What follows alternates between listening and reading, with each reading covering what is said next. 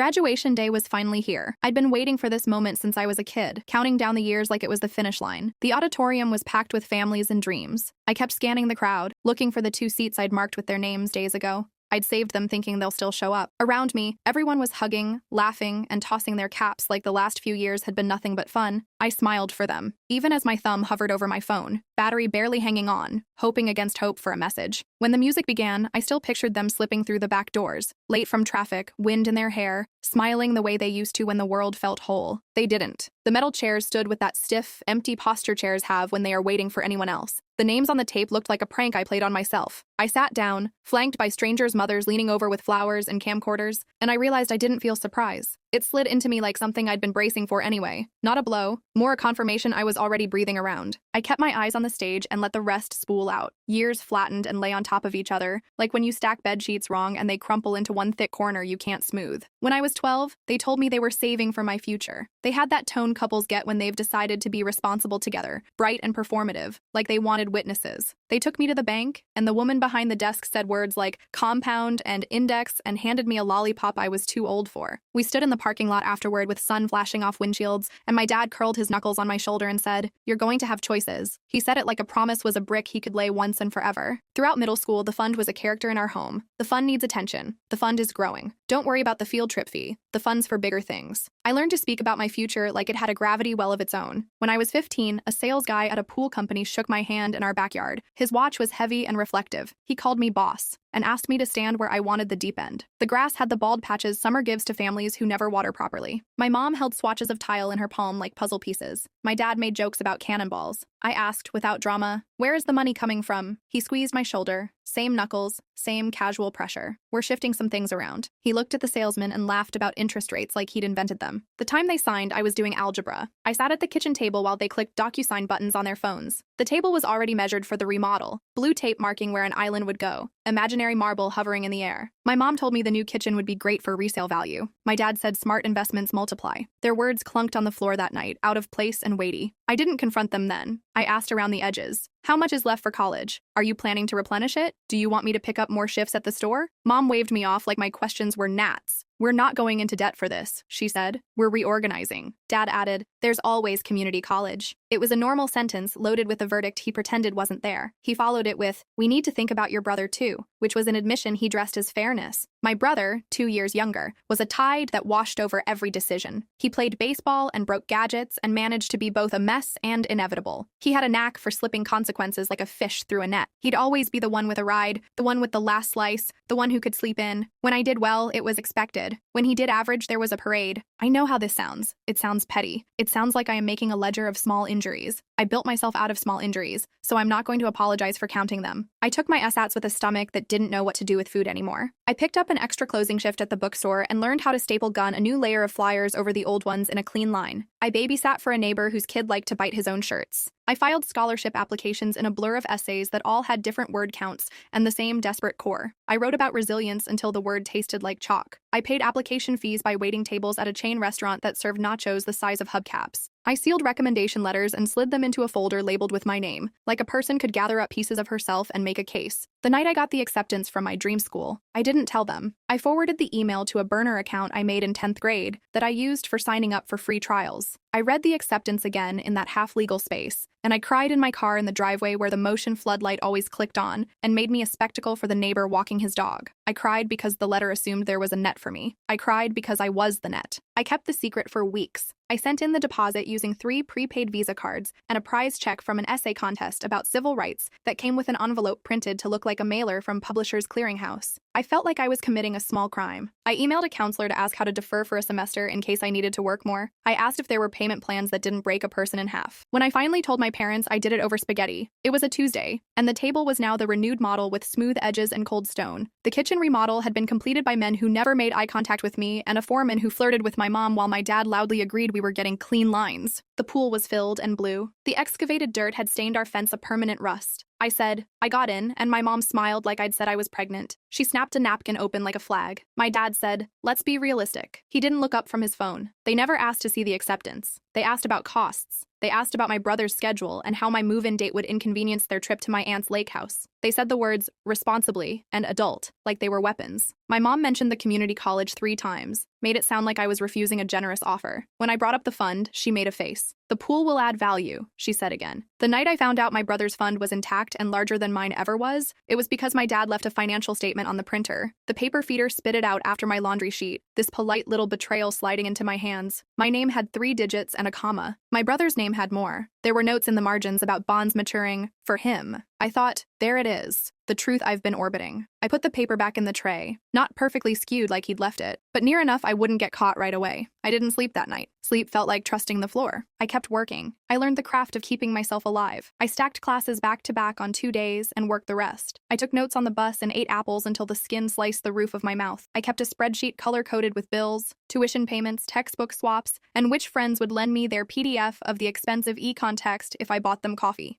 I found a professor who taught like he remembered what students sounded like before they learned to flatter. He handed me a brochure for a grant I'd never heard of and said, try. He didn't make it a sermon. When I didn't get the grant, he slid me a sticky note with a different opportunity. He was the opposite of my family in that he did not tell me who I was. He asked me who I wanted to be and believed any answer. Thanksgiving, I went home because I still thought balancing 2 realities was possible if I just had better posture. The kitchen gleamed like an advertisement. The pool had been covered, but the cover alone cost as much as my rent. The island had a bowl of fruit artfully arranged. The fruit was fake, slick, and heavy when I picked up a pear and realized it had a seam. My brother's voice carried from the living room. He was telling my aunt how nice it was to have everything handled, how the bursar's office had just posted his balance as 0, how he'd be able to focus on the experience. He used words he'd stolen from brochures. He called tuition handled, like he'd personally wrestled it down. I walked into the living room with my plate. My aunt asked about school. She always asked in a way that made my answers sound like gossip. My mother watched me like I might embarrass her. My dad cleared his throat before every response like he wanted to be sure the air was sympathetic. I didn't plan what came next. I didn't intend a scene. I opened my mouth and told the truth. I said, I paid my own tuition this semester. I said, I work 2 jobs and I study 6 feet from a drunk guy on a bus because we can't afford a car. I said, I found the statements. I didn't modulate. I didn't decorate. I rolled the stone from the mouth of the cave and let the smell out. My mother used the tone she uses when she speaks to telemarketers. Calm, lethal. She said, it's our money. She said, don't be dramatic. She said, your brother's path is different. My father said, we did what made sense. He said, we don't owe you a breakdown of every decision. He said, we gave you a roof. My aunt cut turkey with precise sawing motions like she was avoiding scraping the plate. Someone laughed in the kitchen, unrelated to the moment, and it sliced the room into inside and outside. I said, you chose him? I said, I want you to say it out loud. The words tasted like coin. My brother said, don't drag me, and tried to make it a joke. He has always made everything a joke when he is ashamed. He said, it's not my fault I'm the favorite, and he wanted it to be a way to warm the room. He wanted me to roll my eyes and leave him unburned. I put my plate on the island and walked out. I took my backpack from the hallway and left the fake pear on the counter where I'd set it down. I didn't slam the door because some part of me still wanted to be the steady person in every room. In the car, I called my professor. I meant to leave a voicemail saying I was going to drop 2 classes and rework my schedule because I was exhausted. When he answered, I didn't even say hello. I said, I think I'm finished. It came out in a flat voice, like reading a line from a manual. He didn't ask for details. He said, come to my office Monday. He said, I'll have tea. He said, you're not finished, but if you need to run in place for a minute, that's allowed. That Monday, he handed me a list of crisis resources and told me getting through school isn't an endurance test you win by letting it kill you. He acknowledged I could take less and still be a real student. He did not preach about grit. He told me the names of 2 scholarships I hadn't found. He wrote an email to a colleague whose lab needed an intern and CC'd me without making a show of it. I sat in the chair and didn't cry because I didn't want to cry in his office. Not because I was trying to be brave. He said, none of this fixes your family. He didn't try to fix my family. I added a 3rd job anyway. I stocked shelves overnight at a grocery store, which sounds bleak, but there was a rhythm to it that made me feel competent. The boxes were heavy and honest. I measured time in pallet jacks and breaks. My hands developed a new kind of strength, different from hanging on. On Thursdays, I fell asleep on the bus and missed my stop twice. The driver learned my face and tapped my shoulder before the turn I always missed. I found a coffee shop near campus where they didn't mind if I took up a small table for hours. The barista stopped charging me for extra almond milk. Those are the people who made my life possible, the ones who made small choices that let me keep breathing. The internship came through in the muddy way things sometimes do. Half right place, half relentless follow-up. The lab hired me for 10 hours a week, which turned into 15 because someone went on maternity leave and I never let anything fall. I learned to read data like a story. I made my own lunch and ate it in the break room, aware of the way graduate students talked about their advisors like parents they could choose. I got asked to stay after graduation if I wanted to. There was a paycheck attached. It wasn't a fortune, but it was mine. By the time the commencement email arrived with the seating chart and the list of banned items, no balloons, no noisemakers, I'd stopped arranging my face for my parents. Still, I sent the date, the time, the venue, the parking instructions, a map with a small red circle around the recommended lot. I wrote, "I'll reserve you seats." I didn't know whether I was offering them grace or building a paper trail. It didn't matter. I printed the little name tags for the chairs because part of me still wanted a clean photo. I put on the rented gown over a dress I bought secondhand. The mirror in my room showed a person who looked older than the people in the catalog photos holding rolled-up diplomas. It also showed a person who had learned how to keep promises to herself in the absence of anyone else doing it. My roommates made a sign with my name in bubble letters. My mentor texted me a line of fist bump emojis. I tucked a granola bar into my sleeve like a contraband weapon. At the ceremony, as I sat and listened,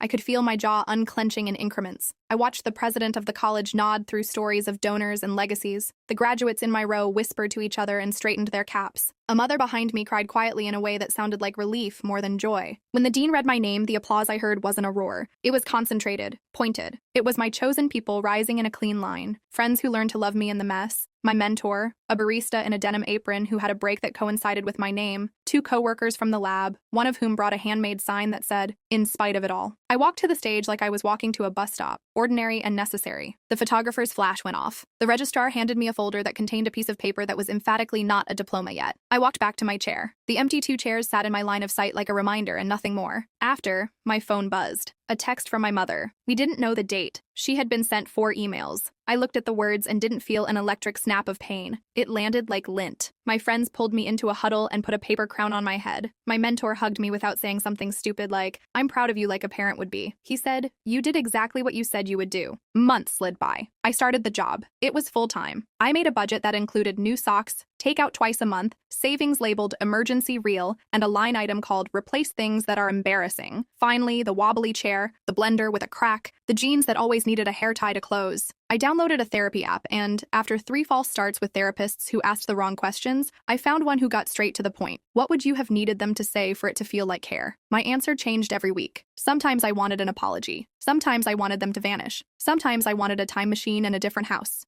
I got a phone call from my mother in late summer. She asked how I was, then didn't wait for an answer. She said, "We had some unexpected expenses." She used a voice like she was explaining a weather event. She said the market had dipped and they'd had to replace the pool pump and my dad's company had downsized and wasn't it crazy? And could I help? Not them. Help your brother. He was having a hard time. His refund check was delayed. Could I float him a loan? Just short term, you know how these things are. She asked like she wanted me to be touched. She asked like I'd been waiting for my chance to be useful. I didn't clench. I didn't rehearse. I said no. I said it without dressing it up. I didn't offer a reason. I didn't write an essay. I didn't set a boundary by telling a story. I just said no. The line was quiet for a second in a way that felt like the house after a thunderstorm. Air heavy with what just happened. No immediate damage, but something changed. She tried again, softening, hardening, changing angles. I repeated the word until it felt like a brick I could hold in my palm. She texted me afterward that I was cruel. She wrote, "Family helps family." I didn't argue. I put my phone on Do Not Disturb and went for a walk to the bodega where the cat sleeps on the lottery tickets. I bought a soda I don't even like and gave the cashier exact change. I went home and hung a picture on the wall all by myself, a cheap frame, a photo of my friends crammed into my kitchen, one of them on the counter because I didn't own enough chairs yet. I hammered the nail too hard and left a little crater in the drywall. I liked it. It made the room honest. 6 months out, I signed a lease on an apartment I could afford without sharing my bedroom. The living room had a crooked window that let in the kind of light that makes dust look like living things. My bed was no longer a mattress on a box spring. I bought a real bed frame off Facebook Marketplace and negotiated the price in a thread that made me feel like a person who could ask for what she wanted. The neighbor played saxophone at night and sometimes butchered the same phrase for an hour, and I found myself rooting for him to nail it. I planted a basil plant in a chipped mug and named it Basil because that felt like a right-sized joke. My brother texted me a photo of a community college parking pass. He added, "Guess I'm local now." I typed and deleted a dozen responses. I settled on, "Parking at least is easy." He sent a thumb up emoji. It wasn't truce and it wasn't war. It was 2 people who lived in the same weather and brought different umbrella sizes. My parents still post pictures. They still stand beside the pool with their teeth like white stones. They still talk about how hard they worked for what they have and how kids these days don't want to grind. I don't correct them. I don't read the comments. I mute them for a month when I need to breathe without their voices sneaking in like radio in another room. I go to therapy on Wednesdays. The therapist asks about the dreams where the house has moved under my feet, and I'm walking room to room without finding a door. She asks about the way my jaw gets tight in grocery stores, how I cannot stand aisles of abundance because it makes me feel like someone else's child. She says, "What were you taught to do with your anger?" I tell her, "Tuck it in." She says, "Is that working?" I tell her, "I can lift heavy things with that muscle, but it's always breaking me somewhere else." On a quiet Sunday, I sat at my desk in the light that falls off the crooked window and opened a blank document. I thought about the story I usually tell when someone asks how I did it. I have a canned version full of grit and bootstrap and how failure sharpened me. It's neat and it makes people nod. It cuts the ugly parts into shapes that people can handle. I decided to write the version that isn't neat. I wrote about the time my mother told me, without looking up, that I was exhausting. She said it like she was reading the weather. I wrote about the time my father told me to be strategic about who I told my good news to, as if I could ration my own joy to make everyone comfortable. I wrote about the kindness of strangers and the way the bus driver knew my bad stop. I wrote about the taste of cheap granola bars at midnight and the way the lab's fluorescent lights made my brain feel like it was underwater. I wrote about the holiday table where everyone pretended not to hear me unmask something rotten. I wrote about my brother's laughter, brittle and defensive, and how sometimes I still want to shove him back to make room for myself, and sometimes I want to put a blanket over his feet because he'll never admit he's cold. I wrote about the graduation seats, the empty ones, the paper name tags curling at the corners because tape never holds on metal for long in cold rooms. I wrote about how, when my name was said out loud, the people who loved me made a sound that made my shoulder blades lower by an inch. I wrote about my mother's text, the one that claimed ignorance like a strategy, and how my response was a hallway I chose not to walk. I wrote about saying no on the phone without shaking. I wrote about the part of me that still wants an apology, and the part of me that has stopped seeking it like a ticket to entry. I don't believe in neat endings. You cut off contact, someone gets sick, you loosen your boundary, you tighten it again, you hire an accountant, you make a will, you learn the name of a cat who isn't yours, you consider what it means to be your own parent. Some days I am filled with a bright fury. Some days I am a lake. Some days I look at the pool photos and think about resale value and wonder if my mother's kitchen still smells like lemon oil she learned about on YouTube. I can want contradictory things and not be dishonest. I can miss the version of them they were for me when I was 12 and still believe that the real version never looked up from their phones when it counted. Last week, my mentor emailed me a link to a fellowship I didn't think I could win. It required a personal statement and 3 references and a list of publications I don't have yet. I stared at the application portal and felt that old tightness in my chest that lives like a tenant I didn't invite. I almost closed the tab. Instead, I opened my resume and added the job I always leave off, the overnight stocking gig, because nothing has taught me more about persistence than slicing open cardboard with care not to cut what's inside. I wrote the personal statement like I write this, without trimming. I didn't bleed for anyone in it. I didn't perform my pain. I exported it to PDF and felt something uncoil. If you're reading this, I'm not here for advice. I'm here because some stories deserve sunlight, and silence doesn't grow anything. I used to pack all of this away in tidy boxes labeled context and understanding, and they did the best they could. Maybe they did, maybe they didn't. It doesn't matter now because I learned something bigger. The life I wanted was never theirs to give me. They spent the money, but I found a richer currency. My own work, my own resilience, my own joy. I built a life from the ground up, and every inch of it is mine. It's morning light spilling over a chipped mug, basil leaves brushing the glass, the hum of the fridge in my first real kitchen. It's the saxophone next door finally hitting the note he's been practicing for weeks. It's the quiet pride of paying my rent, hanging my own pictures, cooking dinner for friends who have become family. They can keep their pool and countertops. I'll keep the life I earned, the people I chose, and the freedom to decide my own path. Because in the end, they didn't take my future. They handed me the chance to prove I could create it myself. And I did. And I will. Again and again.